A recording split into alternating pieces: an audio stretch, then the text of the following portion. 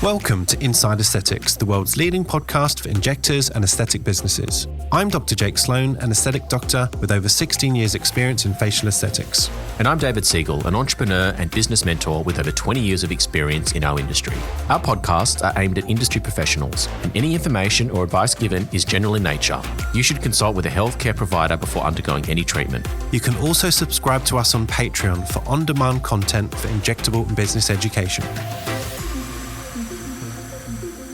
David, today we're not talking about regulation. I'm so happy. Oh my God, thank God. I kind of think I could do another regulation podcast. And I guess an apology to our overseas audience who aren't subject to the regulations, and this might have been a little bit of a period of boredom for them. But I think sort of interesting nonetheless to know what's going on around the world and perhaps some warning signs for what potentially could be coming your way, but hopefully not. But we'll see what happens. Yeah, absolutely. And I didn't realize we did 3 in a row about regulations or thereabouts. And we had a few guests that cancelled. We have to move things around. So apologies. You had a hat trick of boring podcasts. But anyway, today's going to be good because we've got our very special friend, Dr. Tom van Eijk, all the way from Amsterdam. How are you, Tom, today? I'm fine, actually. Yeah, thank you. Fantastic. Yeah, we are very well. We're just going to get through some podcast news and then we're going to come to you. Yeah, and then we'll hear all about, it's Injector Diaries. So Injector Diaries, chapter 20. So yeah, these are one of our favorite ones. So guys, if you are listening in your car or hopefully you're not driving and also playing with your phone, but if you could please subscribe on your podcast app. Lots of you will be streaming or not actually subscribing. And it just allows us to sort of capture a bit more data about who's listening, where you're listening. And that allows us to sort of adapt our content and make it even better for you guys.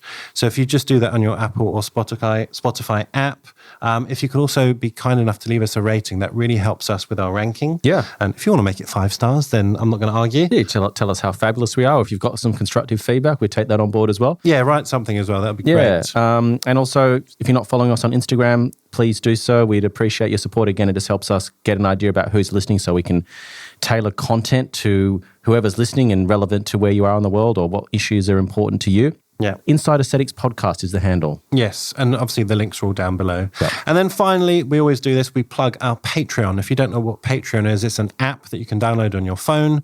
And then if you search for Inside Aesthetics, which funnily enough is us, you can find us and then you subscribe. And then we give you a lot of extra education content. David does all this business stuff. He produces almost like mini podcast videos with guests and other things. And that's been probably one of our most popular things. People need this help and they can't get it anywhere else. Yeah, well, I'm actually just about to publish a video on my thoughts on the future of chain clinics, which is sorts of juicy stuff. So I'm just going to break down my thoughts on where they're at, potentially where the weaknesses are in their model, what the future holds for them based on, I've worked with them, so I've been part of their world, so I understand intimately what their business model involves. It's not based on any particular provider, but just general thoughts on where that's going, particularly here in Australia, because we have got some big changes happening. It's interesting, actually, because in other countries, chains are maybe newer, but presumably it will be the future of them as well. Yeah. I mean, the chains now have all been bought by, or most of them have all been bought by large corporations, whether it be private equity or just, single entities. So, interesting space. Interesting space to watch for sure. Fantastic. So on our Patreon, like I said, lots of content. There's probably about 240 posts of various descriptions. We've got about 330 injectors signed up from all over the world. Yeah. We've got people from Brazil, Romania, UK, America, Ireland, everywhere. God knows. And of course, Australia and New Zealand. Yeah. And then so in addition to the content that we put up every week, we've also got our private WhatsApp groups, which are themed based on different areas within our industry. Regenerative medicine's one that we're really excited about at the moment, but we've got region-specific, one on injectables, one on devices and skincare. And so, it's designed for everybody, whether you're an injector that's been involved in the industry for 5 minutes or whether you're an international KOL. It's just an industry, a space where we can all get together and prop each other up and support and ask questions. And it's a hive of activity, which I barely keep up with. You do a much better job than I do, but there's literally thousands of messages going back and forth every day. Look, it's pretty amazing and it runs itself now. It's 24/7. I wake up to 1,000 messages, but if you need help or you've got a question or whatever, you get help. Or if you're just feeling alone and want to join a community. Yeah, absolutely. And final bit of news, we did our recent 5th IA webinar with LTF, which is a digital marketing company, a couple of weeks ago. And if you registered for that, then you can watch a replay. Yeah. And if you didn't, we might send you a replay anyway. So just make sure that we have your email. So at the bottom of our website, you can send us your email, and then we can include you in all of our EDMs. Yeah, and we've had Rick on, who's the owner of that company. LTF stands for Look, Touch, Feel. So they're a digital marketing agency based out of the UK. Recently opened an office here in Australia. If anyone doesn't know who that is, that's the Taekwondo guy, the black belt digital marketing. Karate. Sorry, Rick. Karate. Yes. So that's the guy. So we hope you enjoyed it. Yes. Anyway, let's get to our special guest. Tom van Eijk. Tom, you've actually been on the podcast before. I can't remember what episode it was, but we were, funny enough, talking about regulations in Holland. Yeah. So guys, if you haven't listened to that episode with Tom, go back and listen to that one as well. But I wanted to get you on because, Tom, we've got to know each other over the last couple of years, and you even came to Australia recently. We did our first IA masterclass together, and you delivered your Tom van Eijk Academy content, which was awesome. We had really good feedback. Quite a busy day, quite a hot day as well, if I remember. But very hot. Yeah. Yes. So we want to get you back and get to know you better, or hopefully the listeners can get to know you better, because lots of people would have known you or seen some of your techniques, but maybe they don't know where it all came from. So I'd love to get into where all that started. And just a reminder, guys, that was episode 127, if you want to go and check that out. So if you just go to your podcast app and just type in Tom van Eijk, you'll find the 2 episodes now. Exactly. 127 and this one. And we just want to get a feel for where you've come from, Tom. So what were you doing before you got into medicine, and what motivated you to get into it, and what was the industry like when you made the decision to get involved in this crazy space? So all that stuff is very interesting for people, because for pioneers like yourself, they see you up on stage, they see your education, but they don't know the story behind the person and your journey. So that's what we kind of like to unpack in these discussions. Yeah, and to be honest, there'll be a lot of newer injectors who unbelievably may have not come across your work. So we're going to reintroduce, these new people to your work. I know, crazy, huh? Take us back to, I think you started injecting 2003, but take us back to when you were a doctor pre-Injectables. What were you doing, and what was your story? Well, I started off, I always wanted to become a plastic surgeon, right?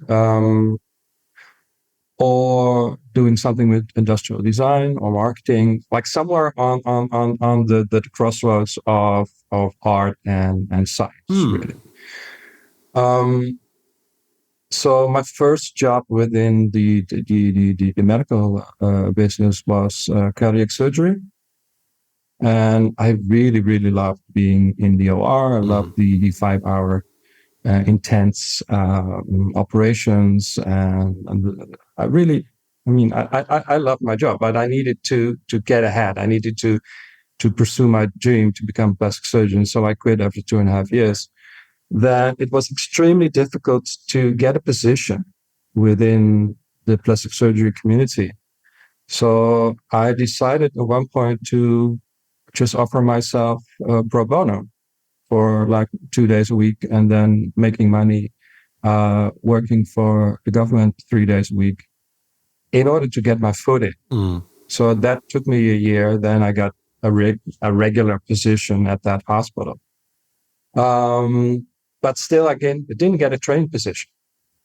And at the time, there were like 6 each year. So it was very difficult. And I was getting older, and I had kids, and was less motivated than the top 6, I think, to get in there. Then this injectable thing came on my path. And first, I didn't think too much of it. I mean, it's when you do cardiac surgery, injectables is not very exciting, right? But it grew very well, and the business grew. And then, like in 2004, I invented the Fern patent technique, and then my position within the community changed. Yeah. All of a sudden, I was a KOL and flying across the world and teaching everybody how to do it. How did you get exposed to injectables? Who was doing it, or who was mentoring you? Where did you do a course? How did all that start? Well, and what year was it, by the way, just so we can orientate a timeline of where we were in the history of injectables? Yeah, we were 2003. Right. And I was being mentored by Leonie Schelke, who has been hiding for a few decades until like 5 years ago. She popped up as being the KOL of Ultrasound. Yeah. And she has been my mentor for, 20 years ago, right? And she taught me everything. She and her colleague, Leo, they taught me everything I needed to know to get started. Actually, to get started in a side clinic of theirs, so like a dependance. And that became an own entity. So I got detached from them business-wise after a few months and became my own thing, really. But that was where I learned it. So how did you meet Leonie? Where did you guys bump into each other? Well, we bumped into, we were working with the same plastic surgeon. Right. And so that was the connection in Amsterdam. And actually, I remember the talk I had with Leonie outside her office. It was beautiful, kind of warm spring day that I described how my new method of approaching marionette lines was. And Leonie said, well, I think you just invented a new technique here. So that was 2004. And that was the Fern pattern technique. And I had just done a small workshop for QMed back in the day that made Restline. So I called up that guy that was responsible for the Nordic and Benelux and said, well, I want you to show you a new technique. He said, well, I have a good opportunity for you because there's going to be in October, there's going to be this big meeting in Sweden with like the top 100 people of Sweden. And you just come and present it there. So imagine being in a plane to Sweden, not knowing whether you have something new and exciting or maybe just bring on something that all those 100 people have been doing for 10 years and making an absolute fool of yourself, right? So that was exciting. Apparently it was new to them. And they were very excited. And the funny thing is they all got a goodie bag in that day, which contained one syringe of Restline. Okay. And they didn't want to spoil the opportunity. So there was a lineup of people who wanted to be treated by me at the end of that little conference. Right. In between the conference and dinner and dance. So at the end of the evening, I was dancing with all these women who were totally bruised up by me. Right. And it was a crazy scene. And even halfway the day, because I was nervous doing this presentation, I took a run through the forest. And of course, that's I hurt my ankle doing that. So I sprained my ankle. I had like this dancing with this bruised up women with a thick foot. And it was crazy, but an amazing success because it was new to them and very inspiring. And that was the beginning of being this international KOL. So the beginning of a lot of beautiful things. Did you want to just describe what Ferning is for people who are listening who maybe have not come across it? What's it for? What product does it use? And and how did you invent it? Like what were you doing before that technique? Well, I was doing what everybody was doing. So you have a line and you put a worm underneath and then the line is gone, right? Right. And 20 years ago, I used to have 1 day's labial flow. So I had someone put a line underneath and it looks good for about 2 days. And then you see the line shifts next to the filler or the filler shifts next to the line, one of the two. So I thought, this is not right. It's not how it's supposed to be. So if you observe a line, there's an element of volume loss for sure, but there's also an element of loss of skin strength. And you cannot solve skin strength issues with volume. Yeah. But you can strengthen the skin. And the thing is, if you put hyaluronic acid underneath the dermis, you will fill.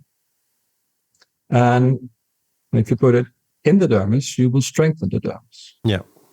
And I found out that if you strengthen in this way, the middle will be super strong because you intertwine from two sides. So what Tom did with his fingers there, he sort of interlaced his fingers like a fern leaf, like the veins like of a fern leaf. Like a fern leaf. Yeah. So you intertwine from left and right, making the middle very strong to compensate for the weakness. And just the general idea of putting a gel in a tissue having a different effect when you put it in fat than when you put it in the derms, right? And apparently nobody had vocalized it like that. Yeah. Or conceptualized it like that. And once you start doing that, there's no going back, because if you see a face and part of it is the fact that we have an expansion of skin that might need surgery, or we have a loss of volume that needs revolumization, and there is a pattern of weakness that becomes more and more chaotic as we age. And that weakness needs to be compensated by strength. It's as simple as that.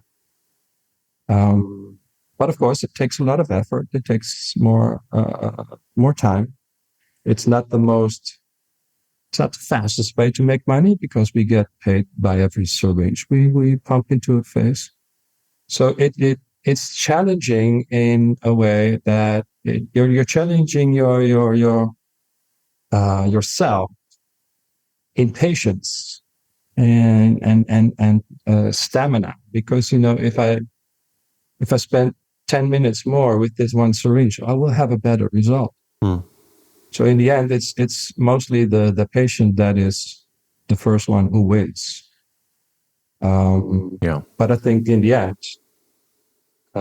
it's the whole aesthetic business that wins when you do things right, when you make a beautiful result. Yeah. It's an interesting point you raised, Tom, around, getting paid by syringe, and particularly here in Australia, it's something that's become a bit of an epidemic where patients will come in and pick a treatment that they want, almost like they're ordering a piece of food off a menu, and the price is based on the syringe, when in fact, in my opinion, and I think this is shared by many people that are listening, and probably Jake as well, is that we should be paying for the result. You don't do you know what I mean? Like the skill of every practitioner is going to be different. Sure. So the fact that you need to use this product to get the result, that's only half of the ingredient. The other ingredient is your skill. And so it sort of raises the question, when you look at pricing, the volume that you use is almost irrelevant. It's like, what's the end result, and what skill have you needed to impart to get that result? What do you... Yeah, no, absolutely. I totally agree. Mean, if you suppose a plastic surgeon making his price by the numbers of centimeters of thread he uses for the stitches, that would be ridiculous, right? Yeah. And in our business, it's very normal to say, okay, I'm going to use one syringe, and that's going to cost you that much. Yeah. So we are biased, and we're kind of forced to making too much volume in order to make money. Yeah. And that's not good for the human face, and that's not good for the business, I think. Because I think the general idea on the street, at least in Holland, is that Botox and fillers are ugly. Right? And I think we don't realize that enough in this business. Yeah, I was going to ask you, obviously back in 2003, I don't know how many injectors there were in Holland, but it couldn't have been many. It's quite a new specialty. So I understand what the public's perception would have been back then. It would have been kind of weird, and for maybe the Hollywood stars and no one else. But how has that sort of attitude changed over the last 20 years? Do you feel like, in Europe and in Holland, people are much more receptive, or is it still quite conservative? It's still quite conservative. I mean, it's acceptable to do botulinum toxin.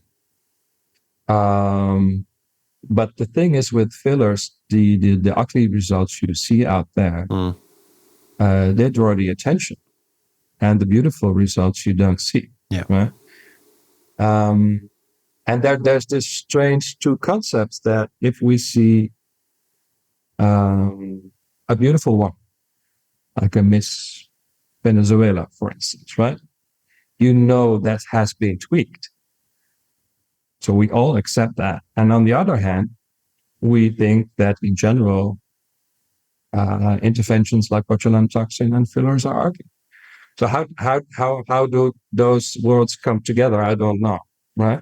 Yeah. But it's a matter of education and trust, and like, for instance, the people I know, the people I meet, my friends, people in the street, they would have never done injectables if it wasn't for me. Yeah. So there's a lot of ground to win, I think, as a business in terms of trust and quality. I think it goes back to what we were just saying. It's not the filler that's the problem. It's the idiot behind the syringe that can potentially make you look stupid or beautiful. So you pay or you do your research to find the right person, or there are consequences, right? Well, it's like every art form. I mean, you know, you can have a beautiful guitar in front of you, and you can have a highly skilled player that'll make you cry with how skilled and beautifully they, you know, control the instrument. You know, you can, same with when you're building a house, you can get all the same building materials and you can get this architectural masterpiece like something by Frank Lloyd Wright, or you can get something that's an absolute, you know, horrific piece of architecture, but they've used the same materials. And it's about the design, the execution, the attention to detail, you know, the artistic creativity of that person. And I think this is where a lot of injectors potentially struggle, is having that understanding of the artistic side of what they're doing, not just the medical side. You know, having understandings of proportions and symmetry, and, you know, getting enough experience under their belt to see different faces, different ethnicities, age groups, male, female. Like there's so much to it. I can't help but feel, and maybe you can comment on this, Tom, is that I don't think there's been enough respect internally for how complex this art form is. And we're only sort of starting to realize what we don't know. It's become so much more than what it was, you know, 20 years ago. And I was only a few years behind you, not injecting, but from a business perspective, watching, you know, us chasing lines, and, you know, it wasn't done with any sort of understanding of what we were trying to achieve. It was just almost the blind leading the blind. It's a really fascinating space. Yes. And it's I think it's all about honesty, and the normal virtues. Like, if you see your patient and you don't like your result, even if you don't say that to your patient, at least be honest to yourself, right? Be honest to the skin, and don't kid yourself that if you put 5 mils in the cheek, then the jawline will improve. Okay? It just doesn't work like that. And of course, it's the business, the producers, the people that make, or the companies that make fillers,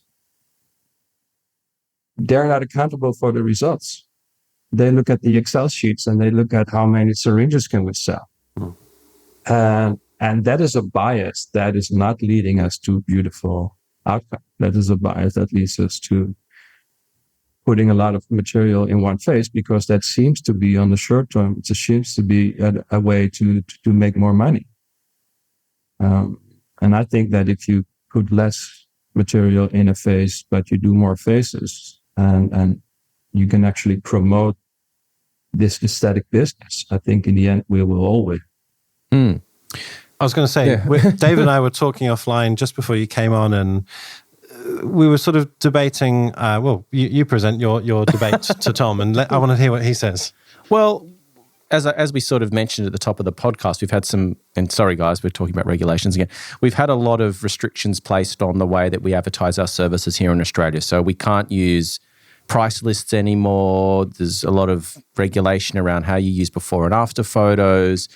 The way you advertise and communicate your services to the public has come under a lot of scrutiny, and the government has stepped in and put some guardrails in place in an attempt to make patients safer.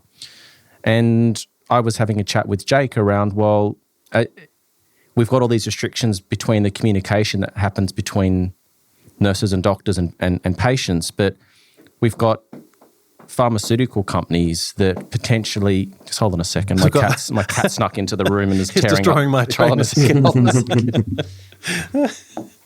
Get out. I think that's the first time this ever happened in 250 podcasts. Oh, wow.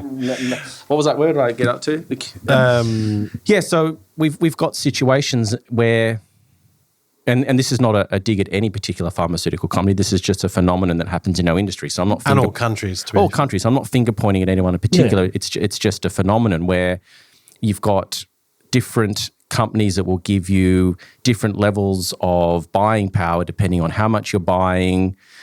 So if you sort of buy this much product, you get a discount on how much those products cost you, which invariably could potentially influence the decision that a practitioner is going to make. Because to reach those sort of numbers, maybe you can only afford to stock one provider in your clinic, where as an artist, which I see what you guys and girls do, is that you're performing an art form that happens to have a medical form of art. So you're being indirectly persuaded or influenced to make certain decisions based on what you can buy for the most commercially advantageous price point. In the past, and I'm not going to not mention companies, but I've had situations where, reps would walk into my room and they'd see products from another company and they'd almost browbeat you and give you a lot of grief about supplying different products other than theirs in your cupboard. Or you'd have reps that would call you and say, look, to hit my budget this month, do you reckon you can place a big order of my products? And all of a sudden, a practitioner's been coerced, rightly or wrongly, to have a whole lot of product in their cupboard that then they're financially pressured to sell. So getting back to your point, are they going to be influenced to maybe overtreat that patient or put more filler in because now they've got all this product sitting in their shelf? And so that was a discussion or the debate we were having around, is that right? Is it wrong? I wasn't sort of saying one thing or the other. It's an observation, and it seems at odds with what we're trying to communicate with I guess patients. To turn it in a question, I think what we were saying off air is, or David was saying, do pharma and the interaction between us doctors also need to be regulated, as well as us doctors selling to the public? What do you think of that, Tom? Well, we've been through COVID, right? Yeah. And that taught us a lot about regulations, especially you on the island. But even here in Europe, it was legal to be out on the street at 8:30, and it was illegal to be out on the street at 21:15, right? So the whole concept of regulations shifted in my head. And there's a rule and there's reality, and there's an overlap, which is not very, very big. And like, for instance, I don't know if it's APRA doing that in your country now with the regulations on before and after pictures, but I really don't think it's in the patient's interest to not have before and after pictures. I don't think they will be saved from harm if you don't have prices. And the sad thing about APRA is that it's a controlling phenomena, organization, but there's nobody controlling them. And I've been dealing with APRA several times when I did live injections on stage in Sydney and Melbourne. And you go through this red tape, which is very extensive and very ridiculous. And at the end of the day, it doesn't serve the patient. So that's my thought about regulations. I mean, they need to be there, but most of the regulations are not very effective. And at the end of the day, you can have all the regulations and all the credentials, and then make someone really ugly or paralyzed or blind or whatever, right? Yeah. Doing everything right according to the books. So, yeah, I'm not a big fan of regulations as being the answer to patients being sick. Yeah. Just to sort of fill in some details there. So, I mean, I'm fairly sure pharma are regulated. I was just sort of saying it as a hypothetical thing. But, Medicines Australia, for example, are one body who certainly do regulate pharma. And I know there are many, many rules, and we talk about compliance a lot when we're training and speaking for the pharma companies. But I think from your perspective, you're wondering whether there needs to be more commercial regulation. Well, yeah, and then I mean, it raises the other question, which is who should own these businesses? And that was something else we were talking about as well. So as well as looking at how we should potentially control or see the relationship between pharma and practitioners, it's like, well, then you go, well, who owns these businesses? Because you've got this commercialization of medicine, and it's not a medicine that's there as a health requirement. It's a luxury. It's something that people want to get. And yes, there's arguments to say that when you get these treatments, they have a positive feedback loop. They help you see yourself in a better way. You sort of look the way you feel, and understand there's all those elements to it. But at the end of the day, it's still something that people don't have to continue to survive. And so... So sort of having non-doctors as owners of clinic, maybe putting pressure on injectors, or maybe just making decisions of what they buy. Potentially, yeah. I mean, I've been in that position. I mean, I'm not medical, obviously, but I mean, I've been around long enough to have a fair idea of what's going on, and I'm fairly abnormal. Most of the people now that own these clinics, especially like the large chains, they're owned by large corporations. So there's no one really, from my perspective, who's making the decision that's got skin in the game from a medical perspective. Well, they're certainly not thinking about the patient.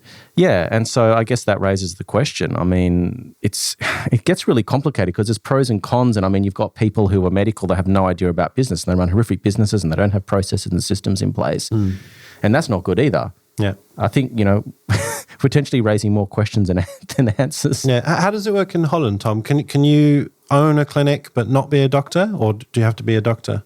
Yeah. Sure, you can be anything and own a clinic, and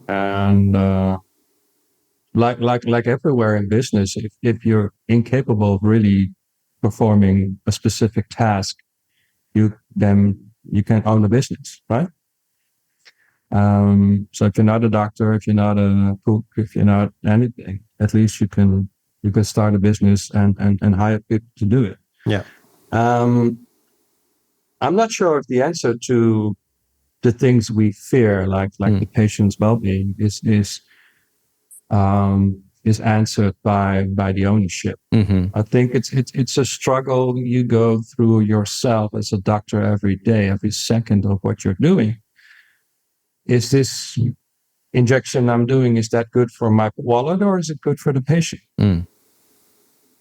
And of course, the further you're away from that patient contact, the more abstract it will be. And in the end, you just look at Excel sheets and you look at targets. Yeah.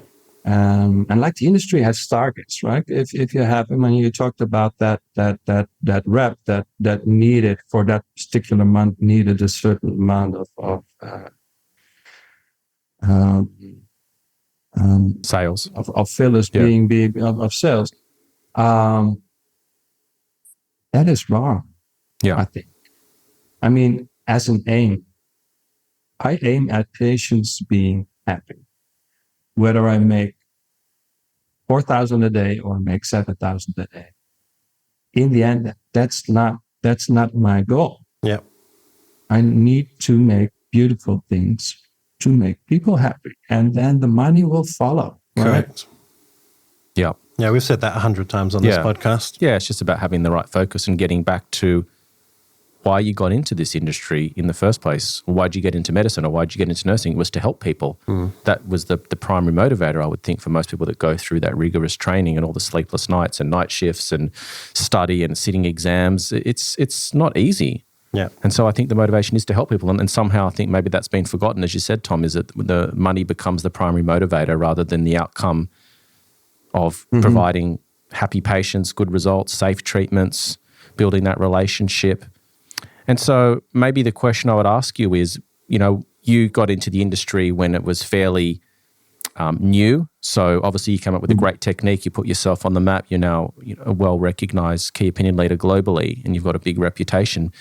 But for people that are getting into this space, or people that are new to the industry, what advice would you give them? Or if you were starting again, how would you approach this art form, and what would you do? What would you do differently, and just general advice?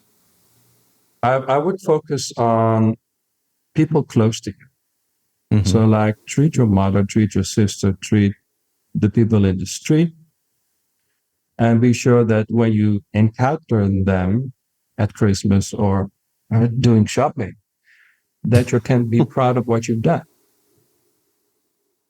That's the basic idea. And if you respect your patients like that, all good will come. And you can have a lot of money, you buy a big car, you have a little money, you buy a small car. Well, who cares about that? We can all survive in this business, right? So yeah, focus on patient, focus on making good results. And that's about it. Yeah, it's a good guiding principle. Treat your patient like you treat your mum, and if you wouldn't do something on your mum, don't do it on that patient. It's logical, but absolutely. I think a lot of people sort of don't make that same decision in reality. Tom, I want to get back away from regulation and back to sort of the Tom story. So you became sort of famous, almost overnight after a year or two of injecting. So what happened then? Did you start training more formally for a company? And, how did you develop your business? Well, I trained for QMAT in those days, flying the world, doing Russia and Asia and all that. And there were just a few people like me, with Mauricio and Arthur Swift. I mean, that was kind of the group, right? Then when Galderma took over wrestling, they got rid of all the KOLs and they got new ones. And I was forced to do my own thing then and to teach myself and to make an academy in order to compensate for the lack of outlet. Yeah, I used to have teaching everywhere. That began in 2016, which is almost 8 years, right? Yeah, and it's still very small. It's just me and a rucksack, right? You've seen it. It's just me and a laptop and HDMI cable, and it's a trick you can do virtually anywhere where there's television screen. That's a very lean and mean company. Yeah, and it allows me to very efficiently train 10 people a day, and really make them change the way they look at injectables and make them change the way they look at aesthetics just in one day. And that's the most fun thing to do. And you've seen the energy in the room at the end of the day, right? Whereas everybody's teaching each other. I can leave the situation and it just goes on and on. Yeah. And it's a fascinating process, which I do enjoy every time I do it. And do you notice any differences between different regions of the world? So if you step into a room in Holland, or you said you were in Rio de Janeiro, so Brazil or Australia, what are the nuances that you notice from your travels between the people that sit in front of you in that room and are wanting training and education? Actually, not much. Mm-hmm. I think my audience is a selected group. Those are people that have been in the business for several years, that are eager to learn about my perspective of things, my techniques. So wherever they're from, as a group, they're quite homogeneous. Because nobody's forced to come to my workshop. So, and I used to have that with QMAT, that people that really didn't have any interest or weren't keen on seeing me had to be persuaded to look at it another way.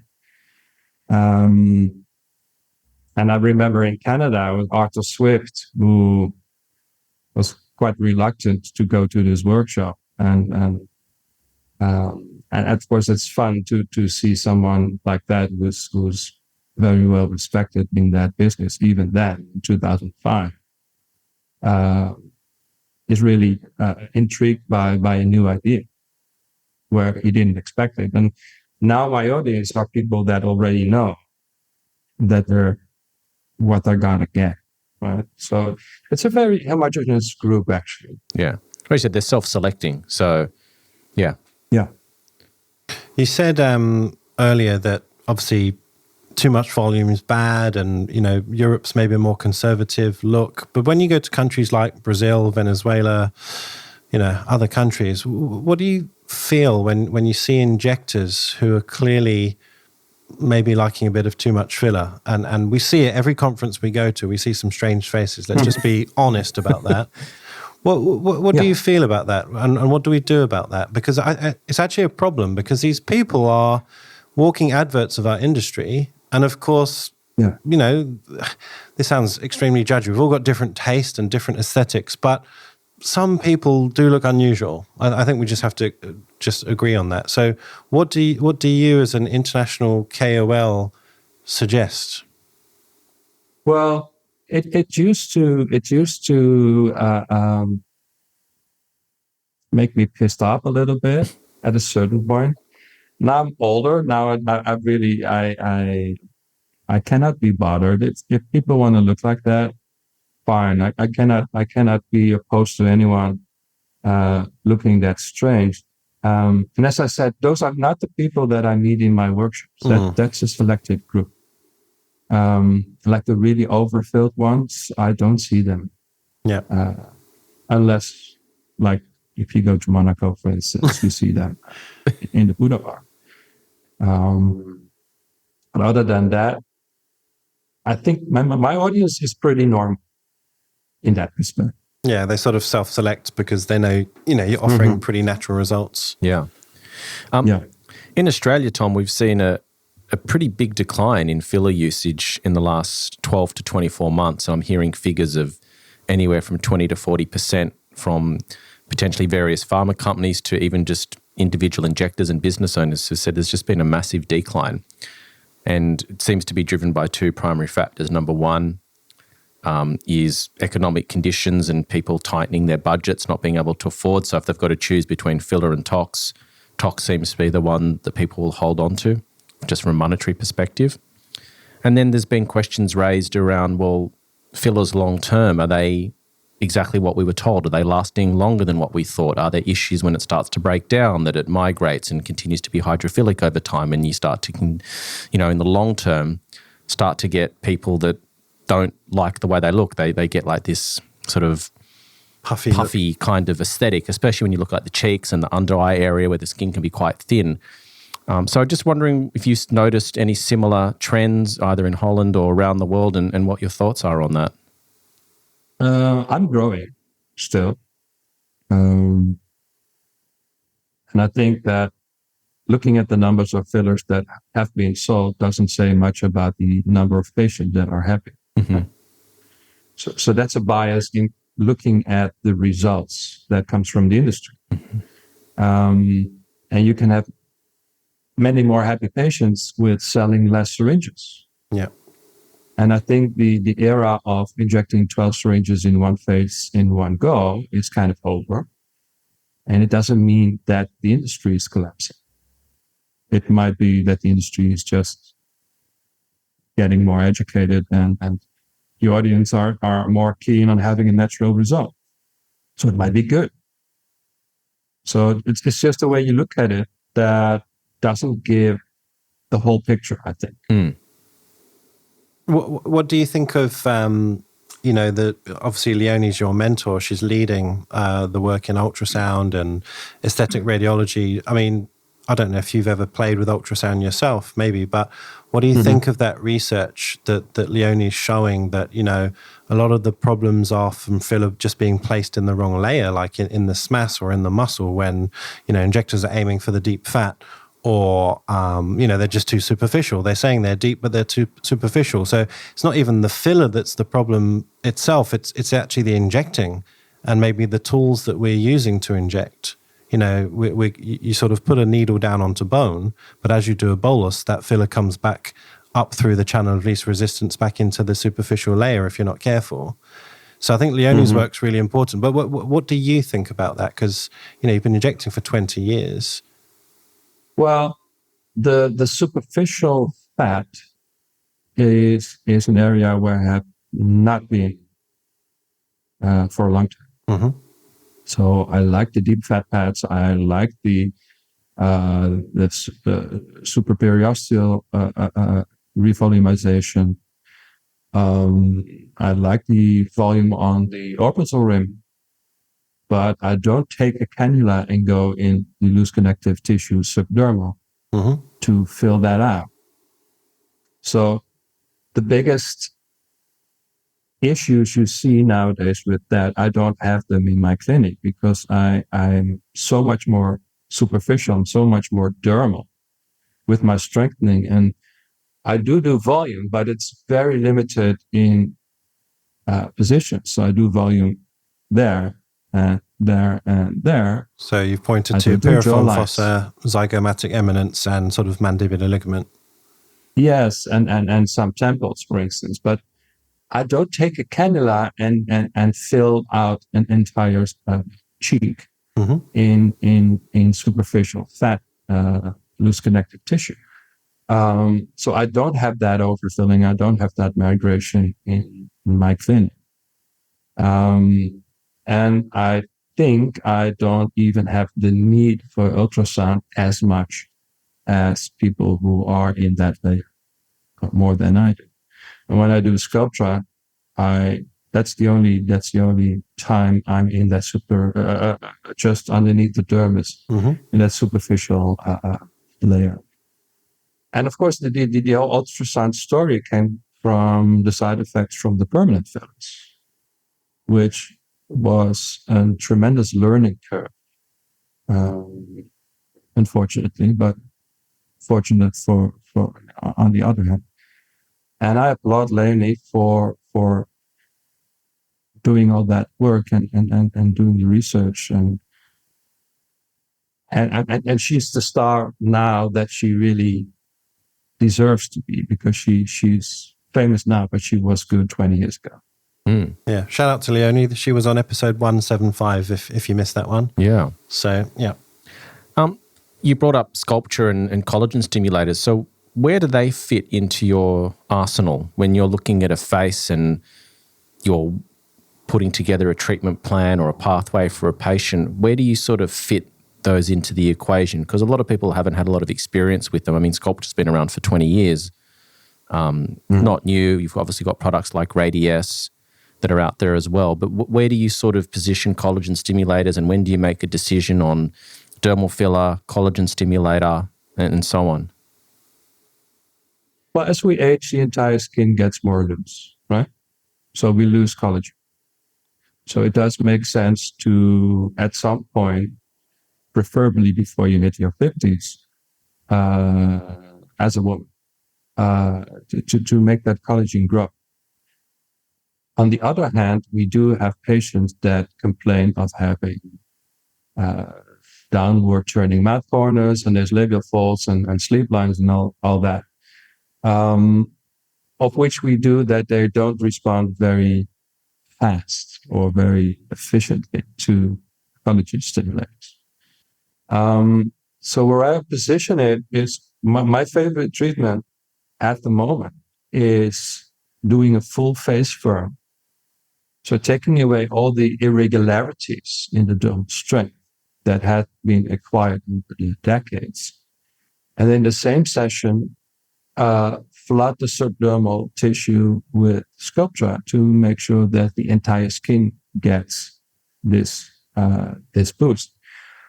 Because the downside of Sculptra is that you don't see an immediate effect. So you pay a lot of money, you get this treatment, you go home, you're a bit swollen, and after a few days, you don't see anything, right? And then it grows over the months. So it's the most difficult treatment to sell, although it's good for the long term. So it's good for the patient. If you combine it with Fern Pattern will take care of the details they actually see at that in the mirror, and the Fern Pattern will solve your problems. you combine that with Sculptra, then you got the best of two worlds, and you don't have to persuade them to do the Sculptra because it's all in one treatment. Yeah. And I had it done last week on myself because I trained two doctors to work in my new clinic just around the block. And one of the great things about training people is then you can be your own patient and don't have to do it yourself, and you can actually trust people to do it the way I wanted to have done it. So I had this all strengthened and with Restylane, like Pharma here, Fern pattern there, and then Sculptra underneath. And it's I think it's the best combination we have now. Well, you're looking well. Whatever they did, good job, docs. Thank you. So obviously you like Restylane and Sculptra, and the Galderma range. What other products do you carry? Do you carry, say, Profilo, any threads, any other devices, and obviously what toxins do you have? I've done some threads, not at the moment. I've just got some new threads from Miami, which are shorter. I think they might be interesting. Threads are very, very complex. If you have the popularity of threads boiling down to the fact that people need surgery, but they don't want surgery, and that's the reason they get threads, that's a bad way to step in, I think, right? So from a technical point of view, and there's not much consensus about threads, but hey, there's not much consensus about hyaluronic acid either. Yeah. So we're kind of, if you look at this industry, we're still Neanderthals, right? It's still Jake saying this story, Tom saying this story, and the overlap. There's not much consensus. If you look at dentistry, for instance, if you look at orthodontics, everything's regulated, and you know exactly what the angle of a tooth should be, and whatever. So I'm playing with threads, but not like offering it to my patients. I do like Profilo because it's a good alternative for having a good moisturizer. It does give a good boost to the skin. Yeah. And of course, Toxin. And I'm a big fan of the Dysport / Azalure thing. Have you tried Illusiance, which is another Galderma toxin? What do you think of that? It hurt more. Right. And then I couldn't find a reason to buy it, actually. Okay. Because it hurt more. It made my patient, like one of the three made the comment, like spontaneously. And then, why should I buy it? There's no good reason for me to buy it if it's not safer or whatever. No. I couldn't find a place for it in my office. Fair enough. The key selling point, I've not seen it because we don't have it in Australia. It's a liquid made, it's already ready to go, and you just, there's no reconstitution, etc. But I have heard anecdotally it's pretty painful. And if you're happy with Dysport or Azalure, which is the sort of European brand name for Dysport, it's the same. Why would you? Why would you change? I don't know. Maybe a commercial reason. I'm not sure. The liquid thing is not a plus for me. Of course, it does reduce the room for mistakes, for errors. But on the other hand, the dilution is a part of my aesthetic toolbox process. Yeah, exactly. So if I use like 60 units for Fern, normally, right? The spywood units. But now there's this actress and I want to use 10 units or 15 units. If I have the same concentration, it's going to be a minute amount of liquid in my syringe, making it impossible to make a precise dosage. Yep. So I need to water it down to make it visible for myself and to enjoy my motor memory in order to have a nice spread of that amount of toxin. Yeah. So the dilution is part of the aesthetic process. Yeah, I agree. So if you take that away from me, there's not much to gain, I think. Fair enough. you would have used Dysport, I guess, forever, but have you played with the other toxins, Botox, Xeomin, maybe some of the newer ones available in other countries? Yeah, Xeomin and Botox. And the Botox, of course, is the way they sell it. It's less potent than Acelur. And then Xeomin is even less potent than that. So I was working in a clinic like 10 years ago where they had Xeomin instead of Acelur. And I like the handling of the vial. Actually, it's beautiful design. But if people are significantly less happy with the results, I don't want it. So when you say, I'm a big fan of Acelur. When you just compared the potency, what ratios are you comparing them? So 3 units of Dysport to 1 of Botox, or how do you think of it? Like officially it's 1 to 2.5, right? Yes. But I think it's a little bit stronger than that. I think, and we used to work in a clinic where we did have the Botox and the Dysport. Mm-hmm. And because of Allergan having a package deal with the clinic and all that, and the people that are used to Dysport, if you switch them to Botox, they're not as happy. Well, the other way around, it's much easier to have people switching out to Dysport, making them happy with the results. In numbers, I wouldn't know. Yeah, really. I would think it's certainly true. Maybe it's a good example that, I don't know if we can use the word potent, but they definitely have a different character, a different feeling. Yeah. And that's for various reasons, because one, the units aren't really interchangeable. We don't know what the ratio exactly is to make them inverted commas equal, but also depends on the dilution, depends on the depth of injection and who's injecting it and the pattern and, how far do they all spread. It's very nuanced. So to actually say just simply, this one's better or stronger, I don't know if we can easily do that. But I agree, they're certainly different. And if you change a patient overnight and blindfolded them and said, I'm giving you a new one today, but I'm not going to tell you what, they would probably be able to pick the difference, but they won't necessarily know what that is. It just feels different. So, it's a good point. Yeah. And then obviously you've got the placebo effect as well, where you tell someone, I've spoken to practitioners before that have given patients a different product and they haven't said anything. And then the same people come back and you tell them that you've changed it to something else and all of a sudden it's problematic. It didn't last as long, it wore off, or et cetera. So I wonder if, that could be a factor as well, right? The mind's a powerful thing. Probably. Yeah. Yeah, probably. So Tom, you just slipped in, you've built a new clinic and trained some new doctors, so tell us about that. Yes, well, this colleague of mine, plastic surgeon around the corner, he is a nose surgeon. He hyper-specialized in nose surgery. Extremely successful and full. That means he's operating 2 days a week. In the operating room, he's in his actual clinic for 2 days a week to do consultation. That leaves him 5 days a week with an empty space. So he offered me his space, which I had to decline because I have my space. I have my clinic here. And I said the only way I could make it work is by training doctors to inhabit that space. And then we make it a kind of a business, the two of us allowing people to inject and making sure they're well trained. And so we did. Cool. So I found 2 very talented doctors who were the right age, like at 28 and 32, with loads of experience in plastic surgery.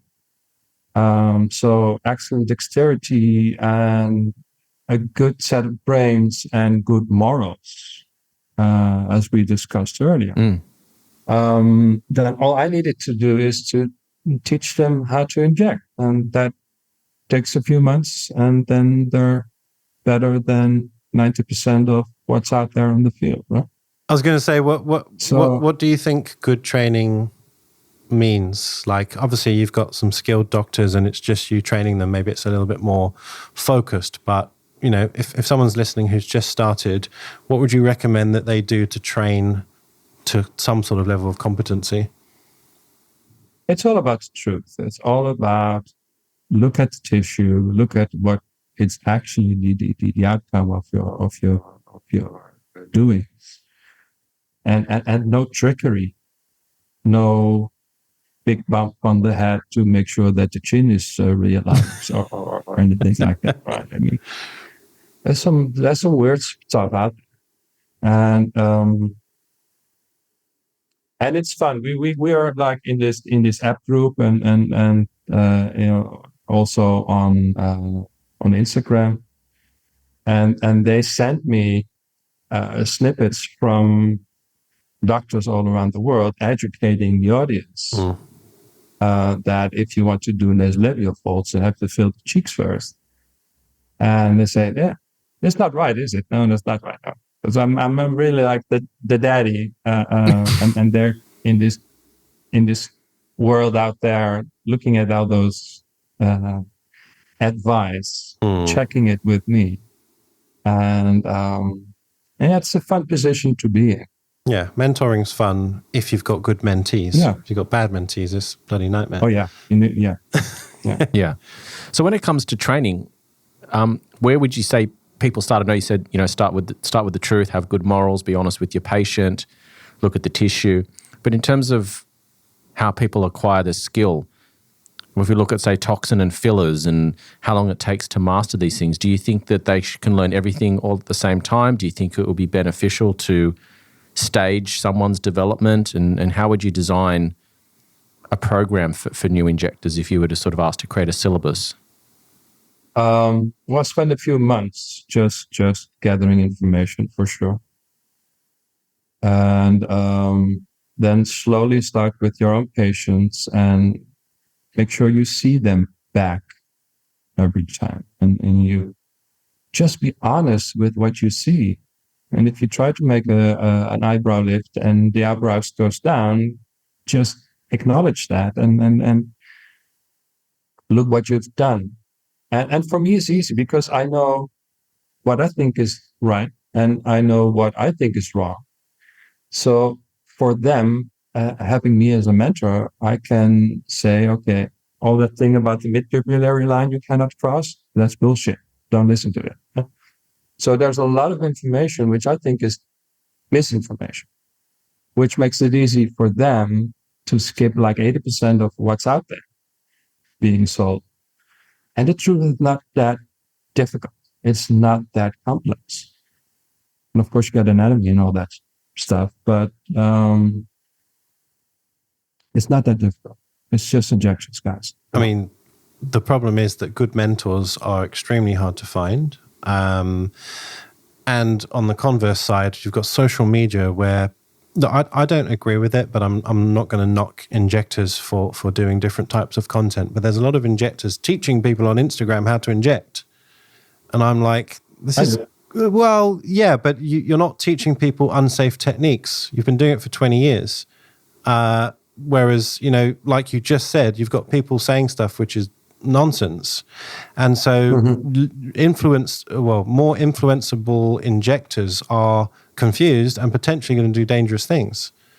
So it's like, it's very difficult.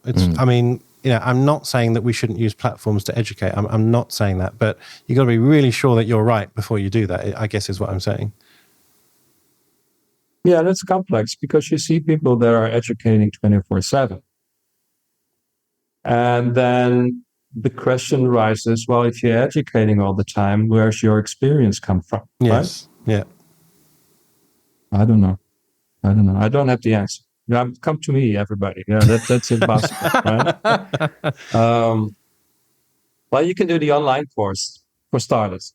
But still, be honest. Be honest and look at what you've done. Look at what you've created. And just be honest to yourself. If you're not honest to your patient, at least be honest to yourself. Is it good? Is it beautiful? Or is it bad? Is it ugly? Yeah. That's the main thing.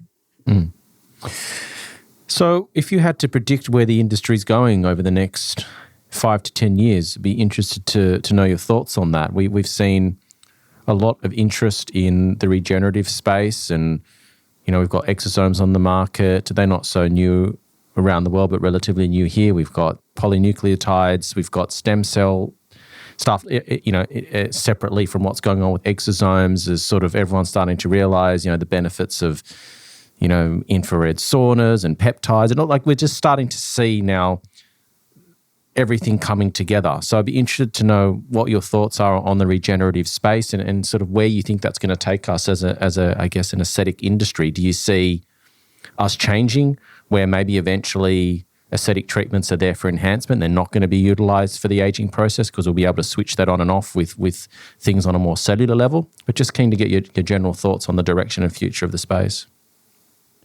It's very promising on the one side, right? I mean, there are lots of new techniques and like you said, polynucleotides and stuff like that. Promising on one side, very disappointing on the other side. If you look at the actual scientific data, okay, show me the data on it, right? And there's crickets. There's this massive silence. So, as a scientific world, we have not grown that much. I mean, there are new things coming in and old things going out. And actually, I mean, the before and after pictures of the most exosome companies or polynucleotide companies are worse than the Restylane pictures from 20 years ago. We're not growing that fast. I mean, there's stuff happening that might be promising, but there's I don't know who to trust because it's very difficult to find truth in all these new sound sperm things. And there are people say, "Oh, this is the greatest thing I've ever worked with." Okay, show me the data. Yeah. And I'm part of the problem because I'm working on an article with Andreas Nicholas in Montreal, looking at the results of the Fern patent technique in nasal labial folds. We're talking 20 years after starting doing it. I mean, I'm lazy in scientific way, extremely lazy in trying to find out what the truth of the matter is of the value of the Fern patent is. Because I know it works for me and it's a success all across the world, and I make a living and I teach. But actually scoring it before and after, how do people look better? Do they appear younger? You can actually measure the amount of years that people look younger after you've done the Fern patent technique. Yeah. That has taken me 20 years and the help of this plastic surgeon in Montreal to get that fit that into my schedule. So yeah, there are things happening in the industry, but we need to step up that game to make it worthwhile, I think. Yeah, it's funny. I was on another WhatsApp group today, and a doctor said, "Has anyone got experience with polynucleotides?" And I have with one called Regenerative here that we have in Australia. And I was quite honest. I said, "Well, I've treated maybe 40 patients, and they report that they're happy." But like you say, Tom, photos can be not necessarily underwhelming, but you can't necessarily pick skin quality from a photo. Sometimes it's a feeling. It's a you sort of put your finger to the skin and it's plumper or thicker or, less loose or whatever. But sometimes you can't see it in a photo. So I agree. Some of the photos that the companies are showing from the exosome or polynucleotide companies, they're pretty crap. And you're not really sure what they're trying to show. So I do think that we need more science, more data, more studies. And we'll watch this space. I've not used exosomes myself yet. I am a fan of the polynucleotides for very particular areas of the face, like around the eye, where we don't have many other options. And I've tried things like PRP in the past. We do have options. We do have options. Which things would you use for sort of crepey skin around the eye, Tom? Intradermal hyaluronic acid. So which your filler of choice? My Restylane Classic. Okay. And I mean, I haven't used that product for that indication myself, but many would have used things like Vital or other skin boosters or Redensity 1 from the Toxin range. And, just anecdotally, I can't speak for everyone, but lots of people either they all use it in the wrong layer. That's the problem. They all use it in the wrong layer. They use a subdermal. Right. And to make things worse, they use a cannula to go subdermal. Mm-hmm. Well, if you acknowledge that the problem of the creeping skin of the under eyelid is a dermal weakness, yes, the only way to strengthen that is to be intradermal. Yes, but then if you use subdermal injection will ever strengthen skin. Yeah, agreed. But then if you use a cross-linked product, if you're not a skilled injector, you do risk lumps and bumps, basically. Yeah, then you need to be a skilled injector and be careful. Yeah. Well, again, the right tool and the right with the right injector behind the syringe. There's no way around it. If you're in the kitchen and you want to cut an onion, there's no safe knife to do that with. Yeah. You need a sharp knife. Yeah.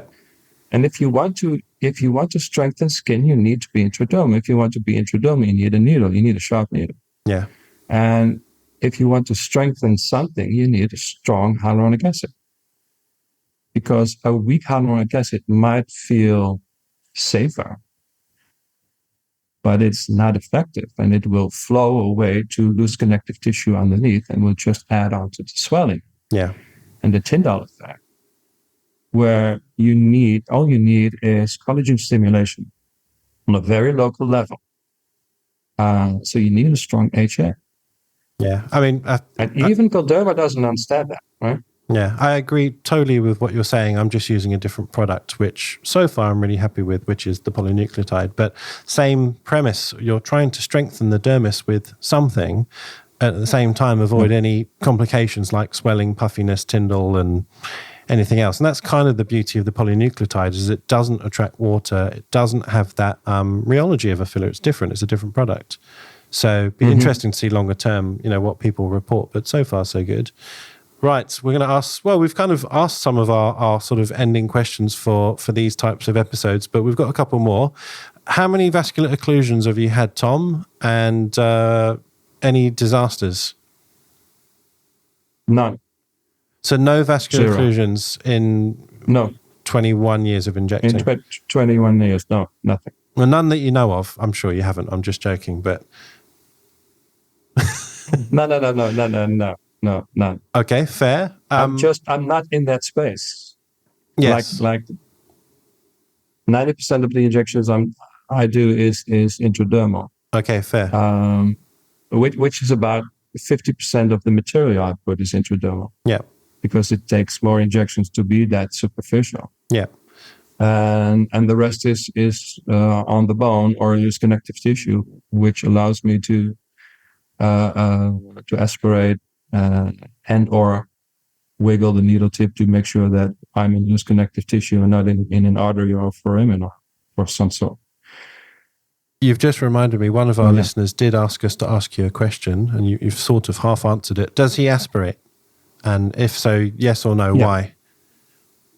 I aspirate in an area like the temple or the piriform fossa, where you can expect an artery to run. Mm-hmm. Yes. Okay, fair. I don't aspirate in the dermis because there's no artery in the dermis.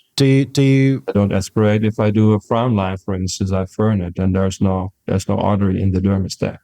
Do you have any sort of protocol, like I do it for 5 seconds, or I do this, or I do that, or it's just a cursory aspiration? If you see no flashback, you'll inject. I do it for 5 seconds. Yeah. Okay, fair enough. Very good. I think we might have to answer this question. Do you use ultrasound? And if so, what do you use? But I think you said you don't. No, I haven't. And I haven't got around to using ultrasound. The most, if I would do it, I would do it for the temples. Right. Because you really don't know where the veins are running down there. If you look at my post from yesterday, you can see the way I approach temples is going from the crest in between the fascias, which allows you to wiggle the needle and then make sure that it's not into something exciting like an artery. That's my preferred plane. Why do you choose needle rather than cannula for that plane? Because the fascias were tough. Mm-hmm. And it's easy to make a hole in the skin and then find the hole and putting the cannula there. But it's more difficult to get through that second layer. Yeah, I do a similar technique, but I like the cannula because I can feel a pop when I'm in that layer. And then, like you said, you can wiggle your cannula and sort of like a windscreen wipe, and you know you're in that space.